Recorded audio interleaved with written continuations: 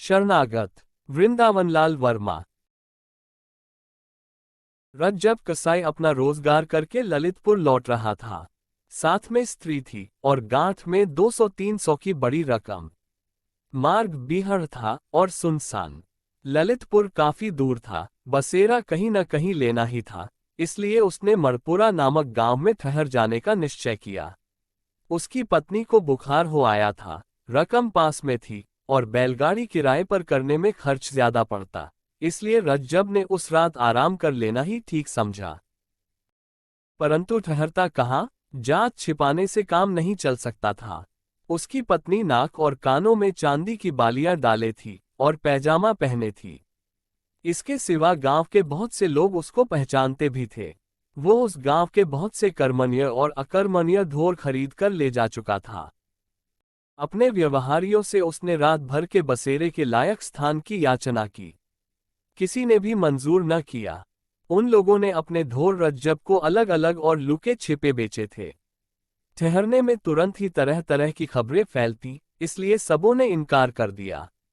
गांव में एक गरीब ठाकुर रहता था।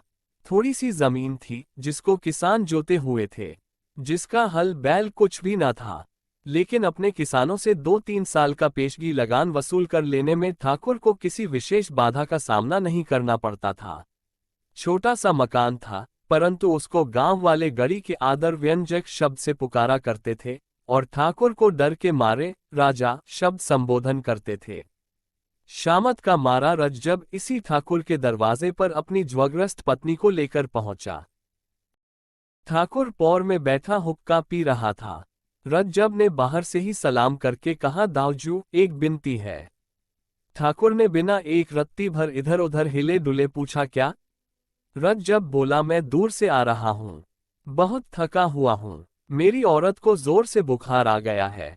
जाड़े में बाहर रहने से न जाने इसकी क्या हालत हो जाएगी, इसलिए रात भर के लिए कहीं 2 हाथ जगह दे दी जाए। कौन लोग हो? ठाकुर ने प्रश्न किया। हूं तो कसाई, रज्जब ने सीधा उत्तर दिया। चेहरे पर उसके बहुत गिड़गिड़ाहट थी। ठाकुर की बड़ी बड़ी आंखों में कठोरता छा गई। बोला, जानता है ये किसका घर है? यहां तक आने की हिम्मत कैसे की तूने? रज्जब ने आशा भरे स्वर में कहा, ये राजा का घर है, इसलिए शरण में आया हुआ हूं। तुरंत ठाकुर की आंखों की कठोरता गायब हो गई। जरा नर्म स्वर में बोला, किसी ने तुमको बसेरा नहीं दिया है? नहीं महाराज, रज्जब ने उत्तर दिया। बहुत कोशिश की, परंतु मेरे खोटे पेशे के कारण कोई सीधा नहीं हुआ। और वो दरवाजे के बाहर ही एक कोने से चिपट कर बैठ गया। पीछे उसकी पत्नी कराहती कांपती हुई गठरी सी बनकर सिमट गई। ठाकुर ने कहा, तुम अपनी चिलम लिए हो? हाँ सरकार, रज्जब ने उत्तर दिया। ठाकुर बोला, तब भीतर आ जाओ और तमाकू अपनी चिलम से पी लो। अपनी औरत को भीतर कर लो। हमारी पौर के एक कोने में पड़े रहना। जब वे दोनों भीतर आ गए तो ठाकुर ने पूछा, तुम कब यहां से उठकर चले जाओगे? जवाब मिला, अंधेरे में ही महाराज। खाने के लिए रोटियां बांधे हैं, इसलिए पकाने की जरूरत न पड़ेगी। तुम्हारा नाम? रज्जब। थोड़ी देर बाद ठाकुर ने रज्जब से पूछा, कहां से आ रहे हो? रज्जब ने स्थान का नाम बतलाया। वहां किस लिए गए थे? अपने रोजगार के लिए। काम तो तुम्हारा बहुत बुरा है। क्या करूं, पेट के लिए करना ही पड़ता है। परमात्मा ने जिसके लिए जो रोजगार नियत किया है, वही उसको करना पड़ता है। क्या नफा हुआ? प्रश्न करने में ठाकुर को जरा संकोच हुआ और प्रश्न का उत्तर देने में रज्जब को उससे बढ़कर।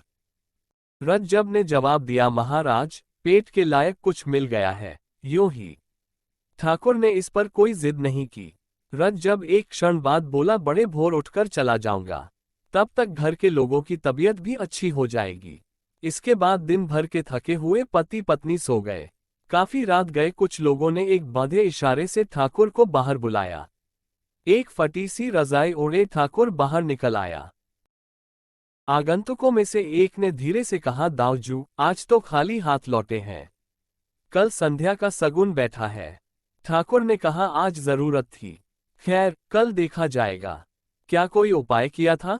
हाँ, आगंतुक बोला, एक कसाई रुपए की मोट बांधे इसी ओर आया है। परंतु हम लोग जरा देर में पहुंचे। वह खिसक गया। कल देखेंगे, जरा जल्दी, ठाकुर ने घृणा सूचक स्वर में कहा। कसाई का पैसा न छुएंगे। क्यों? बुरी कमाई है। उसके रुपयों पर कसाई थोड़े ही लिखा है, परंतु उसके व्यवसाय से वो रुपया दूषित हो गया है। रुपया तो दूसरों का ही है, कसाई के हाथ आने से रुपया कसाई नहीं हुआ। मेरा मन नहीं मानता, वो अशुद्ध है।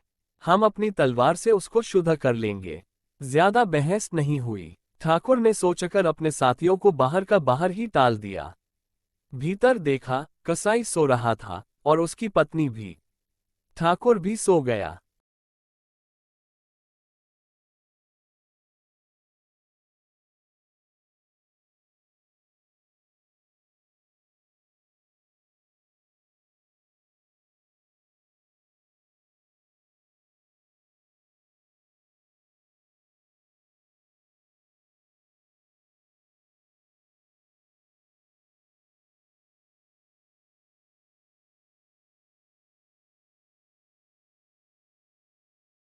सवेरा हो गया, परंतु रथ जब न जा सका।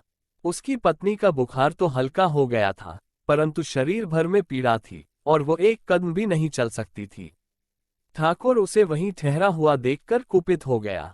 रथ जब से बोला, मैंने खूब मेहमान इकट्ठे किए हैं। गांव भर थोड़ी देर में तुम लोगों को मेरी पौर में टिका हुआ देखकर तरह तरह की बकवास करेगा। तुम बाहर जाओ। इसी समय रज्जब ने बहुत विनती की, परंतु ठाकुर न माना। यद्यपि गांव भर उसके दबदबे को मानता था, परंतु अन्य लोकमत दबदबा उसके भी मन पर था। इसलिए रज्जब गांव के बाहर सपत्नी। उसे आशा थी कि पहर आध पहर में उसकी पत्नी की तबीयत इतनी स्वस्थ हो जाएगी कि वह पैदल यात्रा कर सकेगी। परंतु ऐसा न हुआ। तब उसने एक गाड़ी किराए पर कर लेने का निर्णय किया। मुश्किल से एक चमार काफी किराया लेकर ललितपुर गाड़ी ले जाने के लिए राजी हुआ। इतने में दोपहर हो गई। उसकी पत्नी को जोर का बुखार हो आया। वह जाड़े के मारे थर थर कांप रही थी, इतनी कि रज्जब की हिम्मत उसी समय ले जाने की न पड़ी। गाड़ी में अधिक हवा लगने के भय से रज्जब ने उस समय तक के लिए यात्रा को स्थगित कर दिया। घंटे डेढ़ घंटे बाद उसकी कपकपी तो बंद हो गई, परंतु ज्वर बहुत तेज हो गया। रज्जब ने अपनी पत्नी को गाड़ी में डाल दिया और गाड़ीवान से जल्दी चलने को कहा। गाड़ीवान बोला, दिन भर तो यही लगा दिया, अब जल्दी चलने को कहते हो। रज्जब ने मिठास के स्वर में उससे फिर जल्दी करने के लिए कहा। वो बोला, इतने किराए में काम नहीं चलेगा, अपना रुपया वापस लो, मैं तो घर जाता हूं। रज्जब ने मिठास के स्वर में उससे फिर जल्दी करने के लिए कहा। वो बोला, इतने किराए में काम नहीं चलेगा, अपना रुपया वापस लो, मैं तो घर जाता हूं। रज्जब ने दांत पीसे, कुछ क्षण चुप रहा, सचेत होकर कहने लगा, भाई, आफत सबके ऊपर आती है, मनुष्य मनुष्य को सहारा देता है, जानवर तो देते नहीं। तुम्हारे भी बाल बच्चे हैं, कुछ दया के साथ काम लो। कसाई को दया पर व्याख्यान देते सुनकर गाड़ीवान को हंसी आ गई। उसको टस से मज न होता देखकर रज्जब ने और पैसे दिए। तब उसने गाड़ी हाँकी। 5-6 मील चलने के बाद संध्या हो गई। गांव कोई पास में न था। रज्जब की गाड़ी धीरे धीरे चली जा रही थी। उसकी पत्नी बुखार में बेहोश सी थी। रज्जब ने अपनी कमर टटोली, रकम सुरक्षित बांधी पड़ी थी। रज्जब को स्मरण हो आया कि पत्नी के बुखार के कारण अंटी का कुछ बोझ कम कर देना पड़ा है, और स्मरण हो आया गाड़ीवान का वह हठ, जिसके कारण उसको कुछ पैसे व्यर्थ ही दे देने पड़े थे। उसको गाड़ीवान पर क्रोध था, परंतु उसको प्रकट करने की उस समय उसके मन में इच्छा न थी। बातचीत करके रास्ता काटने की कामना से उसने वार्तालाप आरंभ किया। गांव तो यहाँ से दूर मिलेगा, बहुत दूर, वहीं ठहरेंगे। किसके यहाँ? किसी के यहाँ भी नहीं, पेड़ के नीचे। कल सवेरे ललितपुर चलेंगे, कल को फिर पैसा मांग उठना। कैसे मांग उठूंगा? किराया ले चुका है, अब फिर कैसे मांगूंगा? जैसे आज गांव में हट करके मांगा था। बेटा, ललितपुर होता तो बतला देता। क्या बतला देते? क्या सेंट मेंत गाड़ी में बैठना चाहते थे? क्यों बे, क्या रुपए देकर भी सेंट मेंत का बैठना कहाता है? जानता है, मेरा नाम रज्जब है, अगर बीच में गड़बड़ करेगा तो नालायक को यहीं छुरे से काटकर कहीं फेंक दूंगा और गाड़ी लेकर ललितपुर चल दूंगा। रज्जब क्रोध को प्रकट नहीं करना चाहता था, परंतु शायद अकारण ही वह भली भांति प्रकट हो गया। गाड़ीवान ने इधर उधर देखा। अंधेरा हो गया था, चारों ओर सुनसान था, आसपास झाड़ी खड़ी थी। ऐसा जान पड़ता था कहीं से कोई अब निकला और अब निकला। रज्जब की बात सुनकर उसकी हड्डी कांप गई। ऐसा जान पड़ा मानो पसलियों को उसकी ठंडी छुरी छू रही हो। गाड़ीवान चुपचाप बैल को हाँकने लगा। उसने सोचा, गांव के आते ही गाड़ी छोड़कर नीचे खड़ा हो जाऊंगा और हल्ला गुल्ला करके गांव वालों की मदद से अपना पीछा रज्जब से छुड़ाऊंगा। रुपए पैसे भले ही वापस कर दूंगा, परंतु और आगे न जाऊंगा, कहीं सचमुच मार्ग में मार डाले। गाड़ी थोड़ी दूर और चली होगी कि बैल ठिठक कर खड़े हो गए।